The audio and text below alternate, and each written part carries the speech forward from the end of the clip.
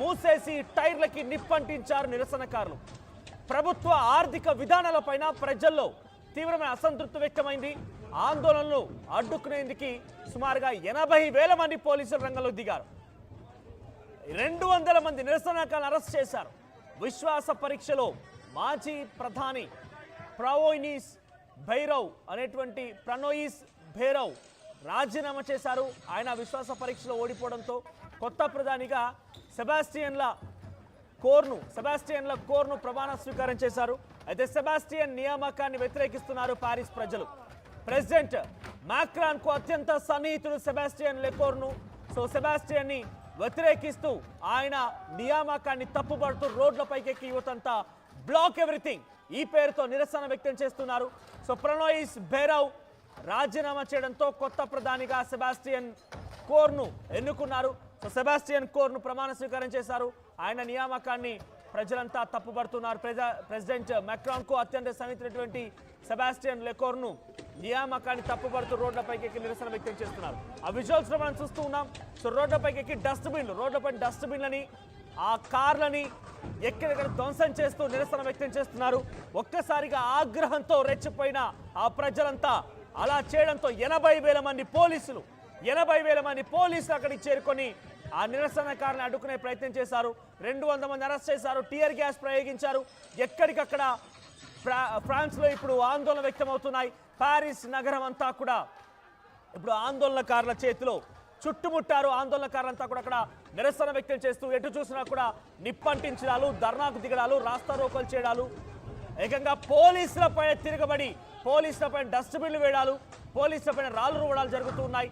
పారిస్లో ఎటు చూసినా ఈ ఆందోళనలు కనబడుతూ ఉన్నాయి. గతంలో మనం చూసాం 2 రోజుల క్రితమే నేపాల్లో పలు ప్రాంతాలని, కీలకమైన నగరాలని చుట్టుముట్టినటువంటి ఆందోళనకారులు సుప్రీంకోర్టు భవనాన్ని, పార్లమెంట్ భవనాన్ని, ప్రధాని భవనాన్ని కూడా నిప్పంటించారు. ఇప్పుడు ఇక్కడ కూడా అదే మాదిరి కొనసాగుతోంది. నిప్పంటించే కార్యక్రమాలు కొనసాగుతున్నాయి. కార్లు, బండ్లు, రోడ్లపై ఏది కనిపిస్తే దాన్ని నిప్పంటిస్తూ ఉన్నారు ఆందోళనకారులు. ఒకే ఒక్క అంశం, అక్కడ ఎన్నుకున్నటువంటి సెబాస్టియన్ కోర్ని ప్రధానిగా, అధ్యక్షుడిగా ప్రమాణ స్వీకారం చేసినటువంటి సెబాస్టియన్ కోర్ని వద్దు అనే రకంగా చెప్తూ ఉన్నారు. వారు సెబాస్టియన్ లెకోర్ని కూడా యాక్సెప్ట్ చేయడం లేదు.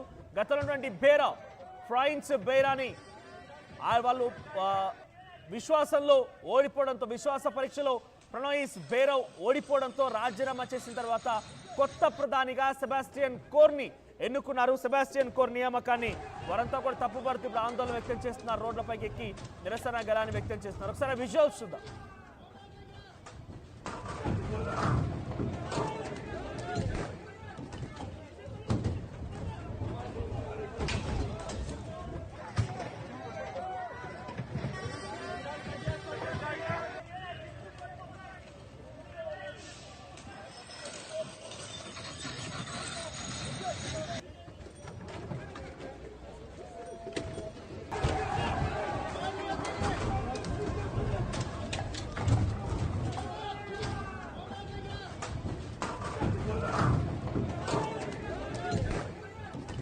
మాజీ ప్రధాని ప్రణోయిస్ భైరవ్ ఆయన విశ్వాస పరీక్షలో ఓడిపోవడంతో ప్రస్తుతానికి సెబాస్టియన్ కోర్ని అక్కడ ప్రధానిగా చేశారు.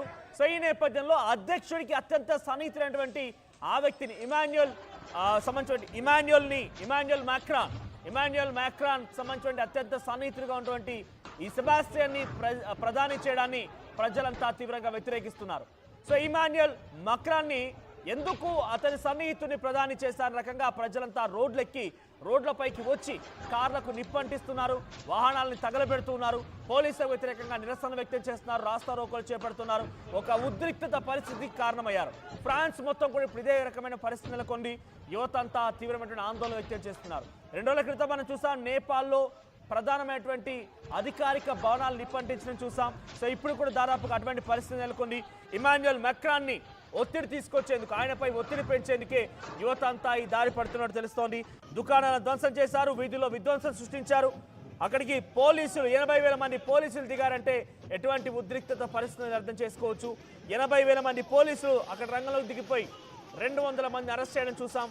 చాలా మందిని కూడా లాఠీ చార్జ్ చేశారు, టియర్ గ్యాస్ ప్రయోగించారు, బాష్పాయిలు ప్రయోగించి వారందరినీ కూడా పంపించే ప్రయత్నం చేస్తున్నారు.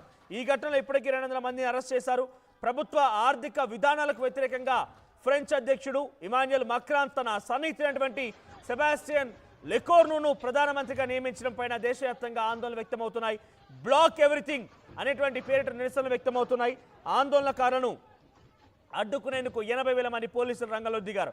మీరు చూస్తున్న విజువల్స్లో కొత్తగా ఫ్రాన్స్కి ప్రధానిగా అయినటువంటి సెబాస్టియన్ లెకోర్ను ఎన్నుకోవడానికి వ్యతిరేకంగానే వారంతా నిరసన వ్యక్తం చేస్తున్నారు. ఇంకా నిరసనలు కొనసాగుతున్నాయి. ఆ నిరసనకారుల్ని పంపించే విధంగా బాష్పవాయువుల్ని, టియర్ గ్యాస్ని, ఇతరత్ర లాఠీ చార్జ్ కూడా ప్రయోగిస్తున్నప్పటికీ ఏమాత్రం ఉపయోగం లేకుండా పోయింది. ప్రభుత్వ భవనాలని, ప్రభుత్వ రంగ సంస్థల్ని, ప్రభుత్వం చేత నిర్మించబడినటువంటి వివిధ అంశాలని కూడా పూర్తిగా నిప్పంటించి అక్కడ తమ నిరసన వ్యక్తం చేస్తున్నారు. బ్రిడ్జ్కి నిప్పంటించారు, అక్కడ నుండి ఒక భవనాన్ని నిప్పంటించారు, కార్లకు నిప్పంటించారు, పోలీస్ స్టేషన్లకు నిప్పంటించారు. సో ఆందోళనలు కొనసాగుతున్నాయి. అవినీతిలో పేరుకుపోయినటువంటి అధ్యక్షుడే సన్నిహితులైనటువంటి సెబాస్టియన్ని మళ్ళీ ప్రధానిగా చేశారన్న చందంగా అక్కడ నిరసనలు వ్యక్తమవుతున్న విజువల్స్ చూద్దాం. సో మరి ఫ్రాన్స్లో నేపాల్ లాంటి పరిస్థితి, బంగ్లాదేశ్ లాంటి పరిస్థితి, శ్రీలంక లాంటి పరిస్థితి, అటువంటి పరిస్థితి తలెత్తుతుందా? అవినీతి మరకలంటుకున్నటువంటి ఆ అధ్యక్షుడి పైన ఇంకా నిరసన కొనసాగుతాయా? 80,000 మంది పోలీసులు అక్కడ మోహరించి గ్యాస్ ప్రయోగించారు, బాష్పాయిలు ప్రయోగించి అక్కడ 200 మంది అరెస్ట్ చేశారు. ఇంకొంతమంది గాయాల పాలైపోయి ఆసుపత్రిలో చికిత్స పొందుతున్నారు.